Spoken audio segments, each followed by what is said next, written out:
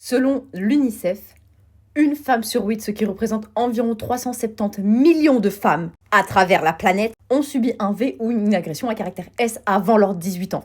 Si on inclut dedans dans ce chiffre d'autres formes de violence comme le harcèlement en ligne, l'exploitation, etc., on monte à 670 millions, toujours selon l'UNICEF. Plus de 250 millions de filles ou de femmes ont été excisées, ont subi des mutilations génitales avant l'âge de 15 ans, selon l'Organisation mondiale de la santé. Et selon l'UNICEF d'ailleurs, plus de 4 millions de femmes sont à risque chaque année. Ça veut dire que plus de 4 millions de filles, de femmes, risquent ce genre de mutilation. Et t'as encore des gones et des gonettes, parce que oui, il y a aussi des femmes qui tiennent ce genre de discours, qui t'expliquent que ils en ont marre de la guerre des genres sur les réseaux, ils en ont marre de la guerre des genres sur les médias, alors qu'il n'a jamais été question d'une guerre des genres. Il est question d'un oppresseur et d'un oppressé. Il est question des hommes qui utilisent le patriarcat pour opprimer les femmes à travers le monde. Et non, ce n'est pas un caprice. Non, ce n'est pas une guéguerre. Ce ne sont pas des cas isolés. Ce sont des violences systémiques que le patriarcat a rendues